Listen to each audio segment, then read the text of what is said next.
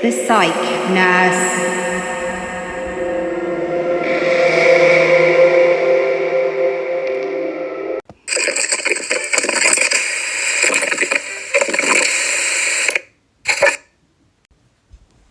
Hello and welcome to this episode of The Psych Nurse. I'm Jen, your host, and during my training as a mental health nurse, I was fortunate to gain experience across a wide range of forensic settings, from secure psychiatric hospitals to prisons and court diversion services. I'd love to share some of these experiences with you, because these environments taught me how deeply mental illness, trauma, and personality disorders intersect with crime, violence, and society's blind spots. Each week, I'll take you beyond the headlines and horror and into the psychological roots of these cases, through the eyes of someone who's been face to face with both patients and perpetrators of crime. Together, we'll explore what drives people to kill, how hate is learned, and what happens when untreated pathology goes unchecked. This is more than true crime. This is mental health in the shadows. Welcome to the most obscene and obscure cases. Today's episode explores a case that was in many ways unprecedented. A young black man, Michael Donald, was lynched on the streets of Alabama in 1981. Yes, that's right, 1981, not 1881. His killers were not only identified, but they were white men convicted of a racially motivated murder. And one of them, Henry Hayes, was sentenced to death and executed by the state.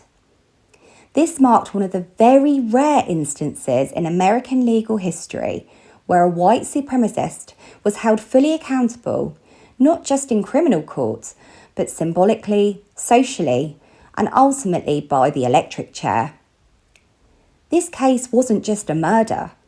It was a ritualized act of terror, a public message from the Ku Klux Klan aimed at silencing progress. But what made this case different wasn't just how it ended. It's what it revealed about the psychology of hate, how racism festers in families and institutions, and how it can radicalise the seemingly ordinary into the monstrous. So, let's begin.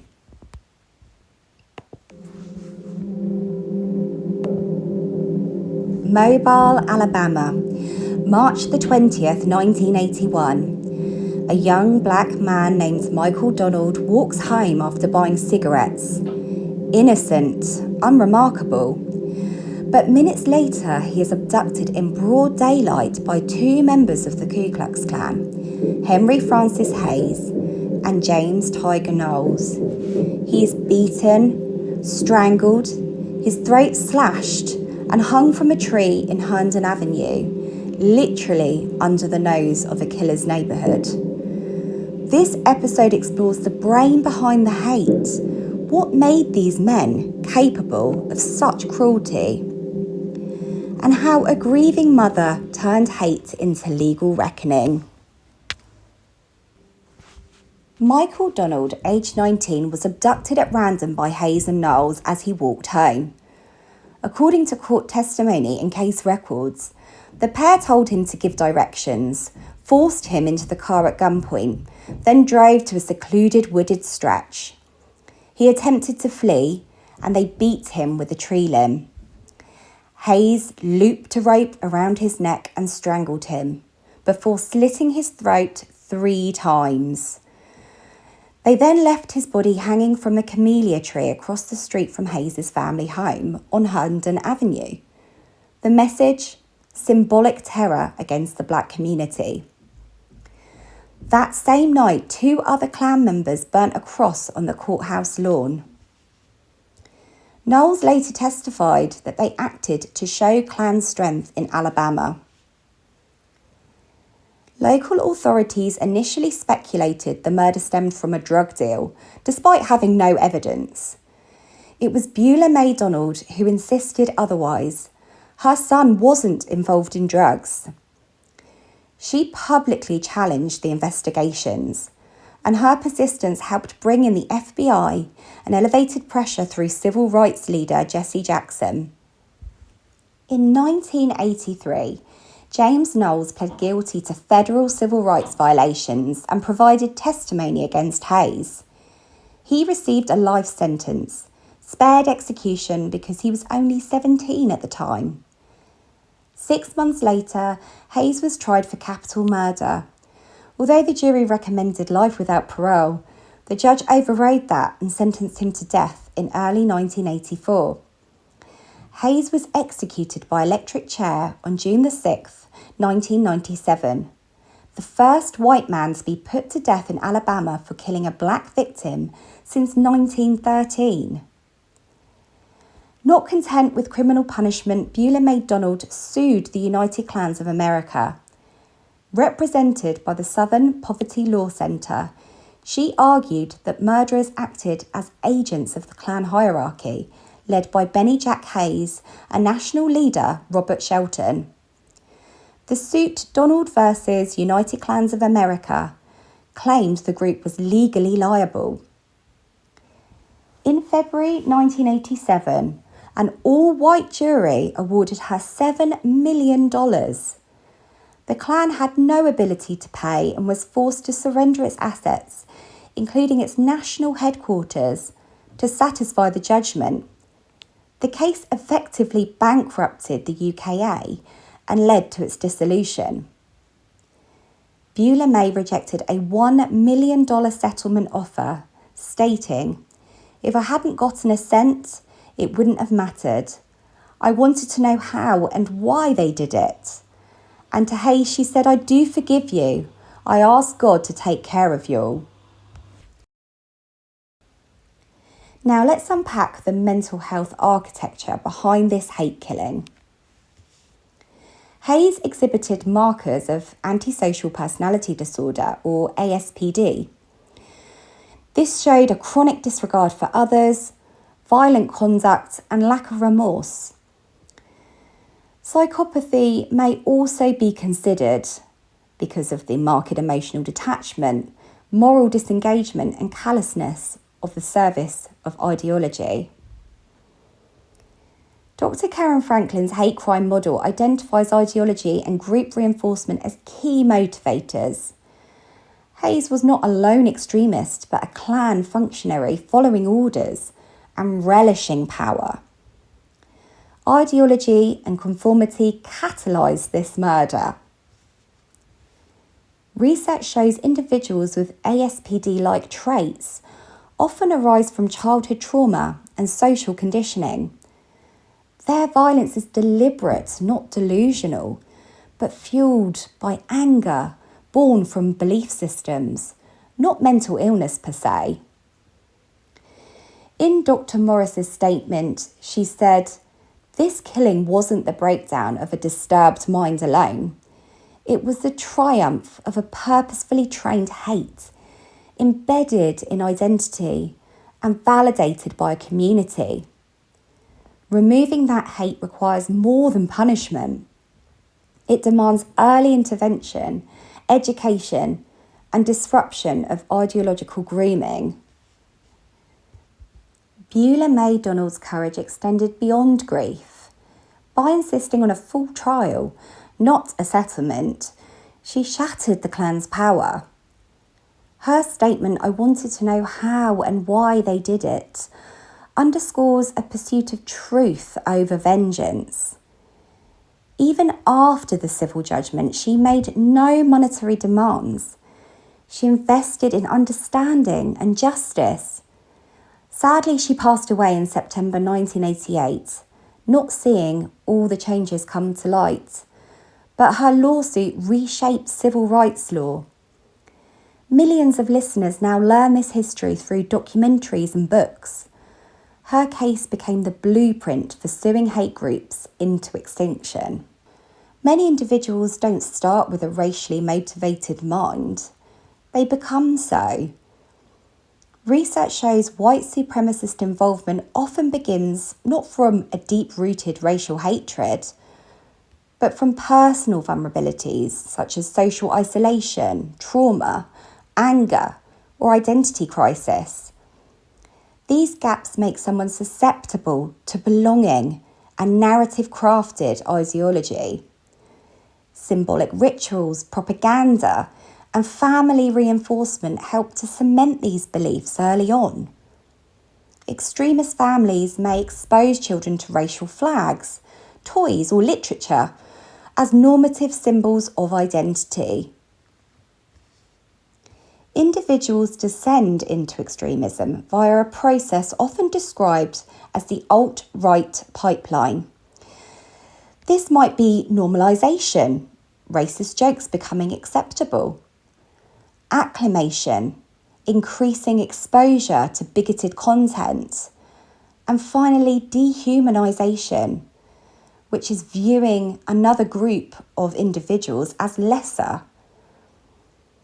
Online forums and in-person group events reinforce violent talk.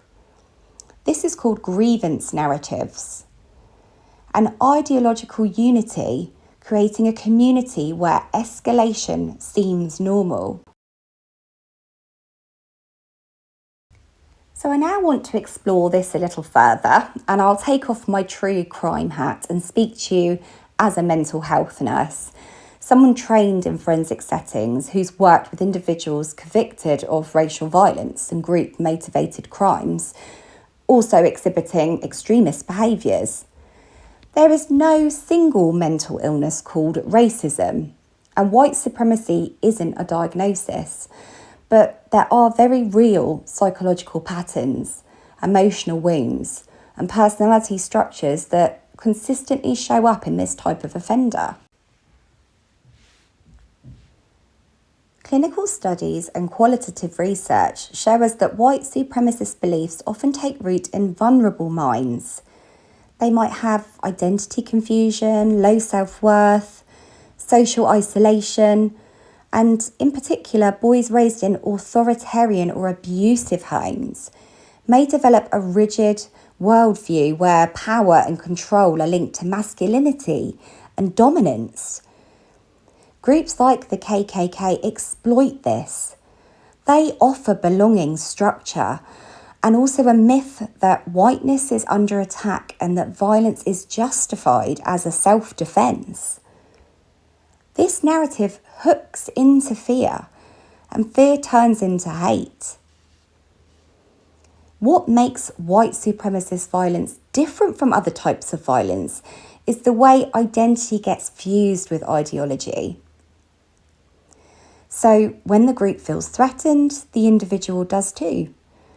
That's why attacks by white supremacists often appear emotionally flat, but ritualistically violent. They're symbolic.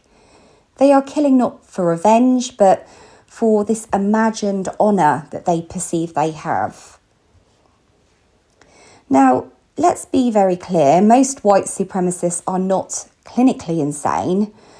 What we often see instead are traits of what we call cluster B personality disorders, so specifically the antisocial personality disorder and occasionally narcissistic personality disorder. So the traits of lack of empathy, manipulation, aggression, a sense of superiority, we often see with narcissistic personalities, and also the disregard for others' rights. These are incredibly common in violent extremists.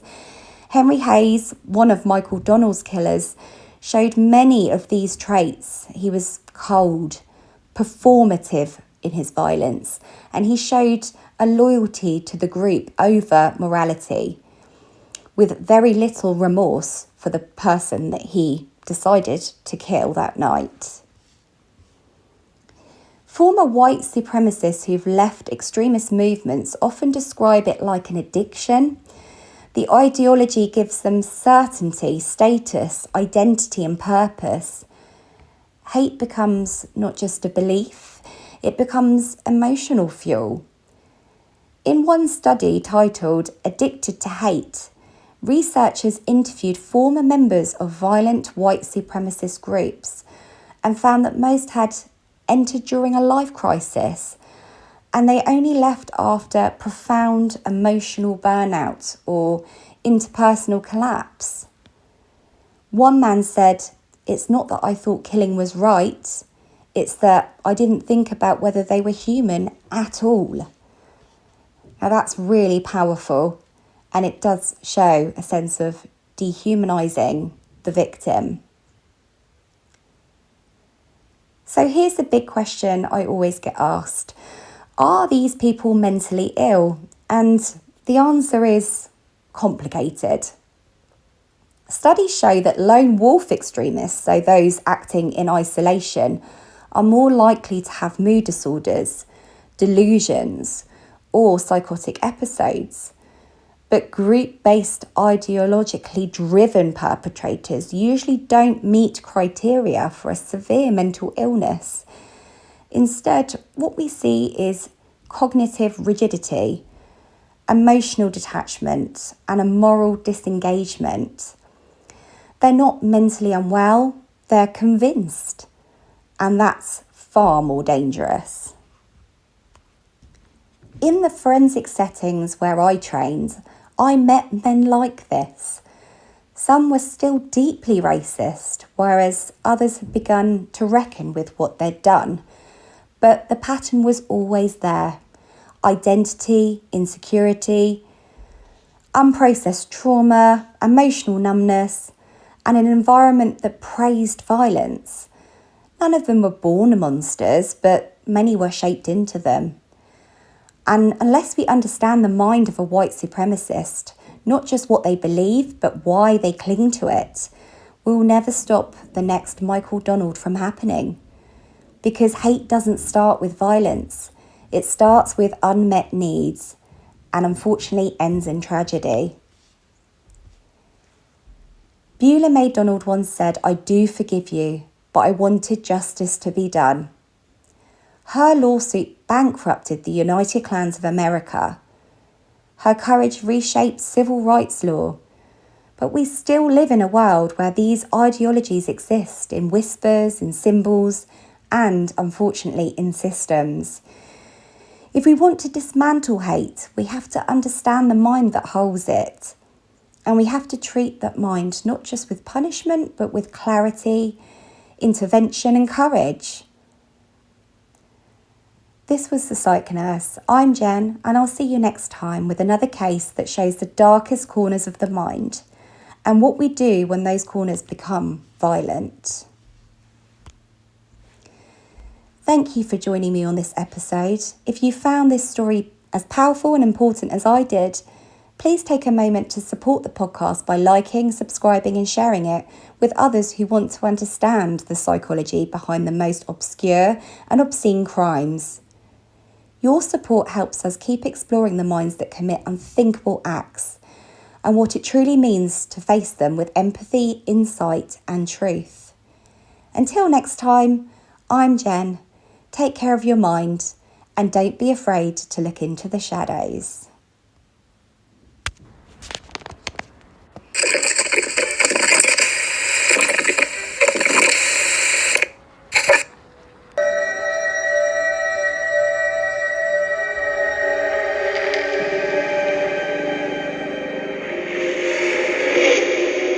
The Psych Nurse.